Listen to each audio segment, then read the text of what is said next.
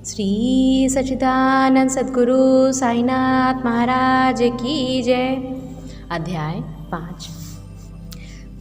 चांद पाटिल की बारात के साथ श्री साईं बाबा का पुनः आगमन, अभिनंदन तथा श्री साईं शब्द से संबोधन, अन्य संतों से भेंट, वेशभूषा व नित्य कार्यक्रम, पादुकाओं की कथा, मोइनुद्दीन के साथ कुश्ती, मोइनुद्दीन का जीवन परिवर्तन, जल का तेल में रूपांतर, मिथ्या गुरु जौहर अली।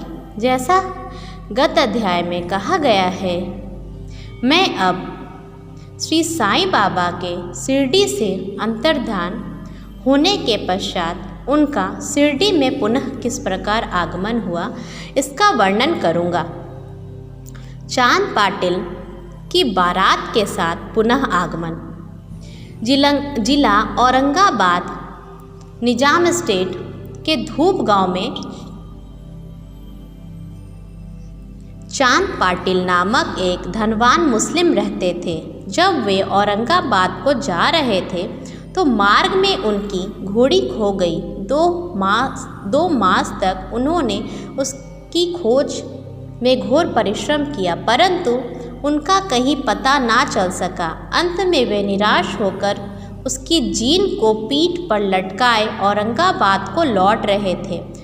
तब लगभग 14 मील चलने के पश्चात उन्होंने एक आम्र वृक्ष के नीचे एक फकीर को चिल्लम तैयार करते देखा, जिसके सर पर एक टोपी थी, तन पर कफनी और पास में एक सटका था।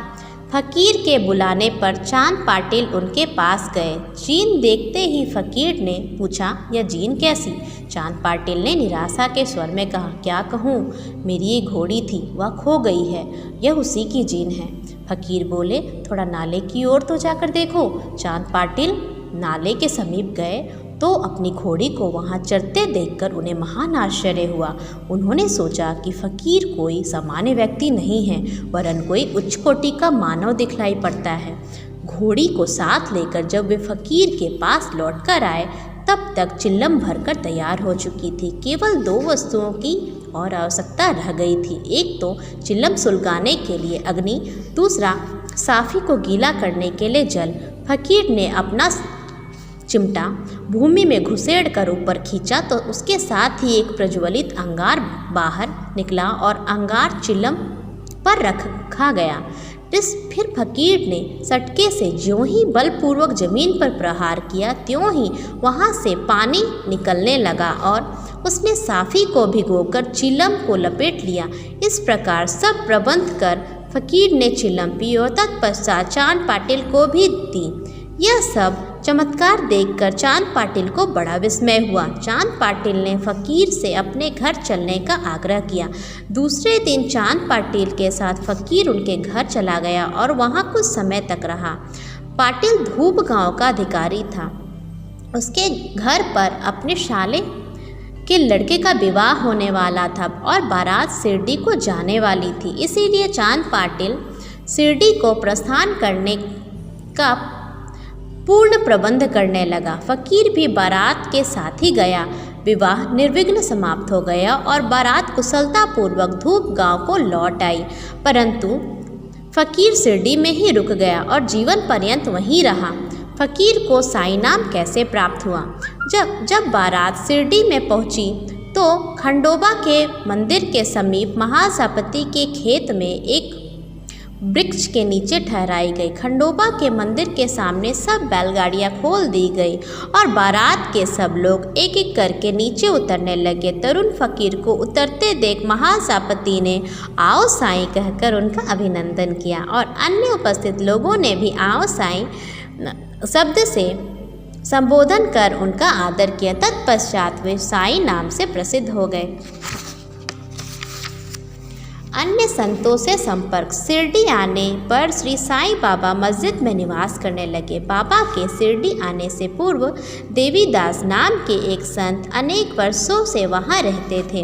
बाबा को वे बहुत प्रिय थे। वे उनके साथ कभी हनुमान मंदिर और कभी चावड़ी में रहते थे। कुछ समय के पश्चात जानकी दास नाम के एक संत का भी शिरडी में आगमन हुआ। अब बाबा जानकी दास से वार्तालाप करने में अपना बहुत सा समय व्यतीत करने लगे। जानकी दास भी कभी कभी बाबा के स्थान पर चले आया करते थे और पुनः तांबे में श्री गंगागिर नामक एक पारिवारिक वैश्य संत भी बहुधा बाबा के पास आया जाया करते थे। जब प्रथम बार उन्होंने श्री साईं बाबा का बगीचा सींचने के लिए पानी ढोते देखा तो उन्हें बड़ा अचंभा हुआ। वे स्पष्ट शब्दों में कहने लगे कि शिरडी परम भाग्यशालिनी है, जहाँ एक अमूल्य हीरा है। जिन्हें तुम इस प्रकार परिश्रम करते देख रहे हो वे कोई सामान्य पुरुष नहीं है, अपितु यह भूमि बहुत भाग्यशालिनी तथा महान पुण्य भूमि है।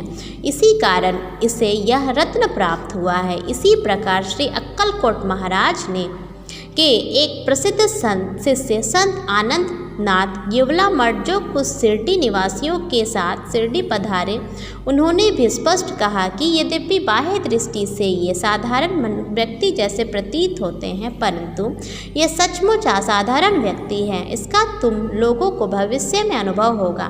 ऐसा कहकर वे येवला को लौट गए। यह उस समय की बात है जब शिरडी बहुत ही साधारण सा गांव था और साईं बाबा बहुत छोटी उम्र के थे। बाबा का रहन सहन व नित्य कार्यक्रम।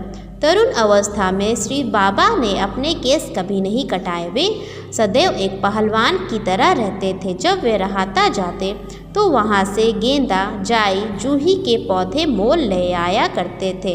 वे उन्हें स्वच्छ करके उत्तम भूमि देखकर लगा देते और स्वयं सींचते थे। वामन तात्या नाम के एक भक्त इन्हें नित्य प्रति 2 मिट्टी के घड़े दिया करते थे। इन घड़ों द्वारा बाबा स्वयं ही पौधों में पानी डालते थे। जैसे ही घड़े वहाँ रखते वैसे ही फूट जाया करते थे, क्योंकि वे बिना तपाए और कच्ची मिट्टी के बने रहते थे। दूसरे दिन तात्या उन्हें फिर 2 नए घड़े दिया करते थे। यह क्रम 3 वर्षों तक चला और श्री साईं बाबा के कठोर परिश्रम तथा प्रयत्न से वहाँ फूलों की एक सुंदर फुलवारी बन गई। आजकल इसी स्थान पर बाबा के समाधि मंदिर की भव्य इमारत शोभायमान है, जहाँ सहस्त्रों भक्त आते जाते रहते हैं। नीम वृक्ष के नीचे पादुकाओं की कथा।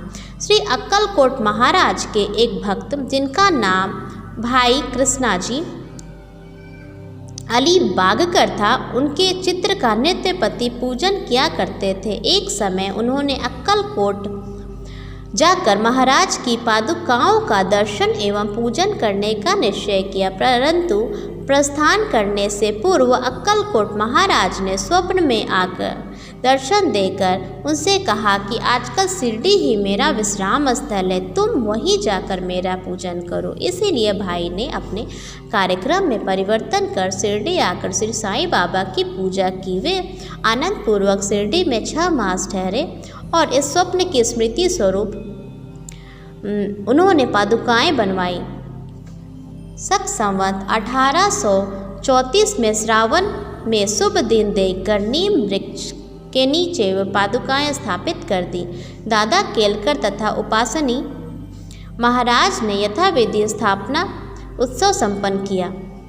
एक दीक्षित ब्राह्मण पूजन के लिए नियुक्त कर दिया गया और प्रबंध का कार्य एक भक्त सगुन मेरू नायक को सौंपा गया। कथा का पूर्ण विवरण।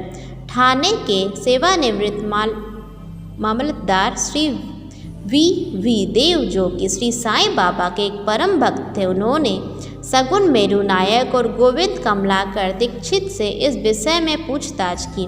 पादुकाओं का पूर्ण विवरण श्री साईं लीला भाग 11 संख्या 1 पृष्ठ 25 में प्रकाशित हुआ है, जो निम्नलिखित है।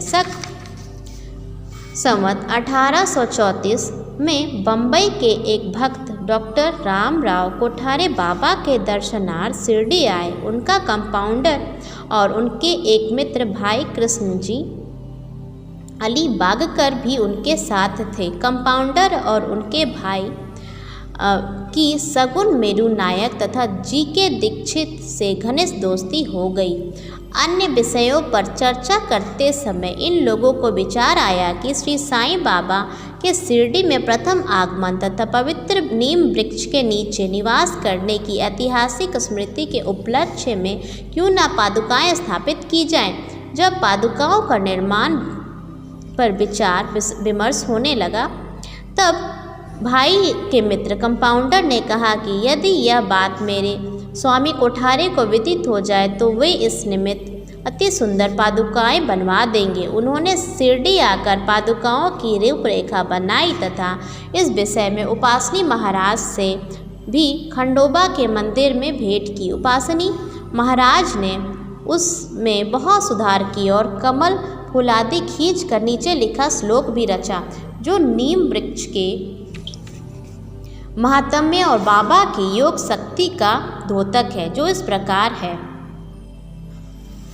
सदा निम्बवृक्षस्य मूलाधिवासात् सुधाशस्त्रविनम्तिक्यमप्यप्रियन्तं तरुकल्पवृक्षाधिकं साधयन्तं नमामीश्वरं सद्गुरुं साईनाथम। अर्थात मैं भगवान साईनाथ को नमन करता हूँ, जिनका सानिध्य पाकर नीम वृक्ष कटु और अप्रिय होते हुए भी अमृत वर्षा करता था। इसमें अनेक व्याधियों से मुक्ति देने के गुण होने के कारण इसे कल्प वृक्ष से भी श्रेष्ठ कहा गया है। उपासनी महाराज का विचार सर्वमान्य हुआ और कार्य रूप में भी परिणत हुआ। पादुकाएं बंबई में तैयार कराई गई और कंपाउंडर के हाथों शिरडी भेज दी गई। बाबा की आज्ञा अनुसार इसकी स्थापना श्रावण की पूर्णिमा के दिन की गई।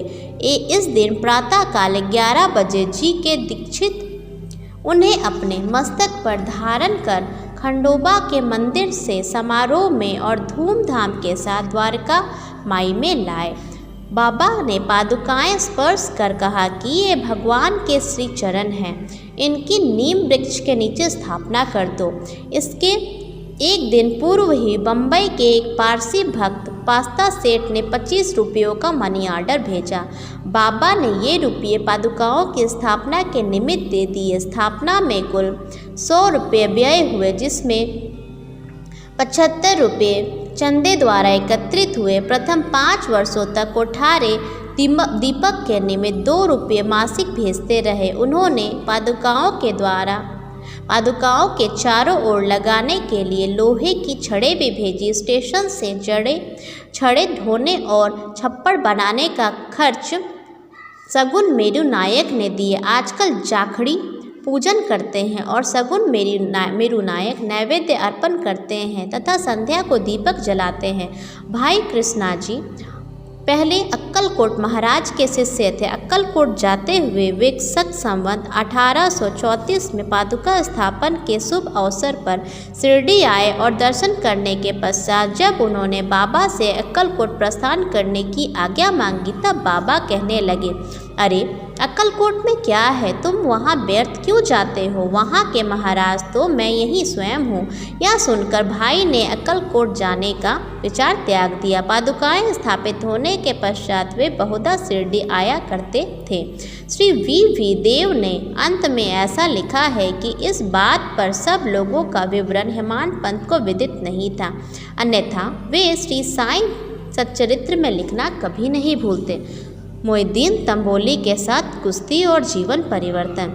शिरडी में एक पहलवान था जिसका नाम मोइनुद्दीन तंबोली था। बाबा का उससे किसी विषय पर मतभेद हो गया, फलस्वरूप दोनों में कुश्ती हुई। बाबा हार गए। इसके पश्चात बाबा ने अपनी पोशाक और रहन सहन में परिवर्तन कर लिया। वे कफनी पहनते, लंगोट बांधते और एक कपड़े से सिर ढकते थे। वे आसन तथा शयन के लिए टाट का टुकड़ा काम में लाते थे। इस प्रकार फटे पुराने चित्रे पहनकर भी वे बहुत संतुष्ट प्रतीत होते थे। वे सदैव यही कहा करते थे कि गरीबी अव्वल बादशाही, अमीरी से लाख सवाई, गरीबों का अल्लाह भाई। गंगागीर को कुश्ती से बड़ा अनुराग था। एक समय जब वह कुश्ती लड़ रहा था तब इसी प्रकार उसको भी त्याग की भावना जागृत हुई। इसी उपयुक्त अवसर पर उसे देववाणी सुनाई दी, भगवान के साथ खेल में अपना शरीर लगा देना चाहिए। इस कारण वह सारा संसार छोड़ आत्म अनुभूति की ओर झुक गया। पुनः तांबे के समीप एक मठ स्थापित कर वह अपने शिष्यों सहित वहां रहने लगा। श्री साईं बाबा लोगों से न मिलते न वार्तालाप करते थे। जब कोई उनसे कुछ प्रश्न करता तो वे केवल उतना ही उत्तर देते थे। दिन के समय वे नीम वृक्ष के नीचे विराजमान रहते थे।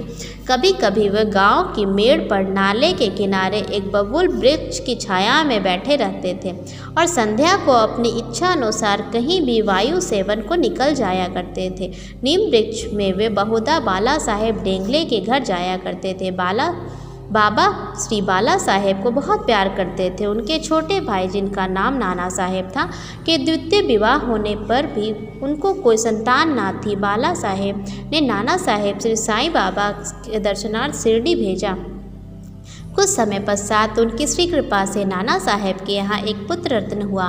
इसी समय बाबा के दर्शनार्थ लोगों का वहाँ अधिक संख्या में आना प्रारंभ हो गया और उनकी कीर्ति भी दूर दूर तक फैलने लगी। अहमदनगर में भी उनकी अधिक प्रसिद्धि हुई। तभी से नाना साहेब चांदोरकर, केशव चिदंबर तथा अन्य कई भक्तों का शिरडी में आगमन होने लगा। बाबा दिन भर अपने भक्तों से घिरे रहते, रात्रि में जीर्ण शीर्ण मस्जिद में शयन करते थे। इस प्रकार बाबा के पास कुल सामग्री चिलम, तंबाकू, एक टरमेल, एक लंबी कफनी, सिर के चारों ओर लपेटने का एक कपड़ा, एक सटका था जिसे वे सदैव अपने पास रखते थे।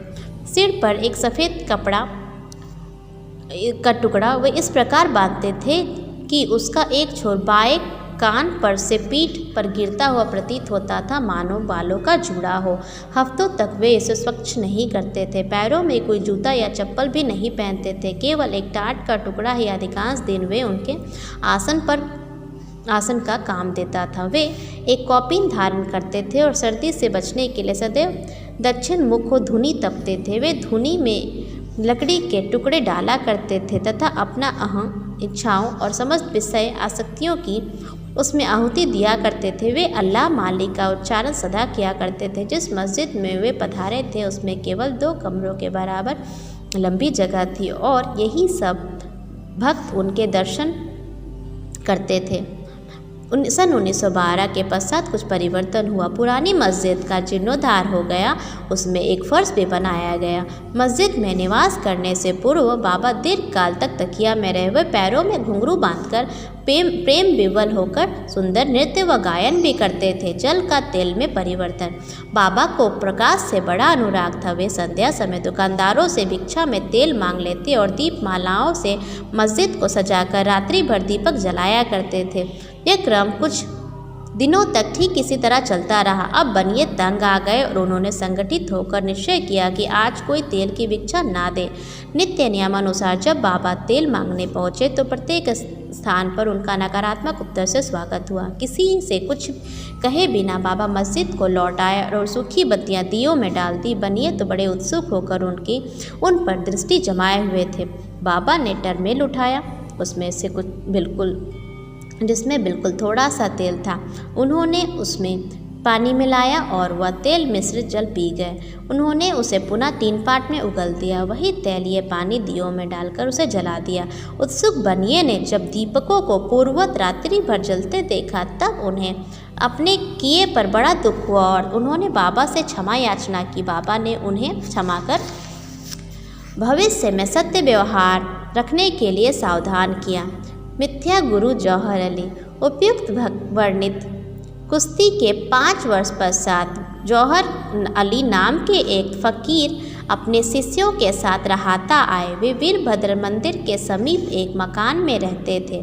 फ़कीर विद्वान था। कुरान की आयतें उसे कंठस्थ थी। उसका कंठ मधुर था। गांव के बहुत से धार्मिक और श्रद्धालु जन उसके पास आने लगे और उसका यथायोग्य आदर होने लगा। लोगों से आर्थिक सहायता प्राप्त कर उसे वीरभद्र मंदिर के पास एक ईदगाह बनाने का निश्चय किया। इस विषय को लेकर कुछ झगड़ा हो गया, जिसके फलस्वरूप जौहर अली रहाता छोड़ शिरडी आया और बाबा के साथ मस्जिद में निवास करने लगा। उसने अपनी मधुर वाणी से लोगों का मन जीत लिया। वह बाबा को भी अपना शिष्य बताने लगा। बाबा ने भी कोई आपत्ति नहीं की और उसका शिष्य होना स्वीकार कर लिया। तब गुरु और शिष्य दोनों पुनः रहाता में आकर रहने लगे। गुरु शिष्य की योग्यता से अनभिज्ञ था, परंतु शिष्य गुरु के दोषों से पूर्ण परिचित था। इतने पर भी बाबा ने कभी उसका अनादर नहीं किया और पूर्ण लगन से अपना कर्तव्य निभाते रहे। उसकी अनेक प्रकार से सेवा की। वे दोनों कभी कभी शिरडी भी आया जाया करते थे, परंतु मुख्य निवास रहाता में ही था। श्री बाबा के प्रेमी भक्तों को उनका दूर रहाता में रहना अच्छा नहीं लगता था, इसीलिए वे सब मिलकर बाबा को शिरडी वापस लाने के लिए गए। इन लोगों की ईदगाह के समीप बाबा से भेंट हुई और उन्हें अपने आगमन का हेतु बतलाया। बाबा ने उन लोगों को समझाया कि फ़कीर के आने से पूर्व आप लोग शिरडी लौट जाएं। इस प्रकार वार्तालाप हो ही रहा था कि इतने में फ़कीर आ पहुँचे। इस प्रकार अपने शिष्य को वहां से ले जाने का खूब प्रयत्न देखकर वे क्रोधित हुए। कुछ वाद विवाद के पश्चात शिरडी में स्थिति में परिवर्तन हुआ गया। अंत में यह निर्णय हुआ कि फ़कीर व शिष्य दोनों ही शिरडी में निवास करें और इसीलिए वे शिरडी में आकर रहने लगे। कुछ दिनों के पश्चात देवीदास ने गुरु की परीक्षा की और उसमें कुछ कमी पाई।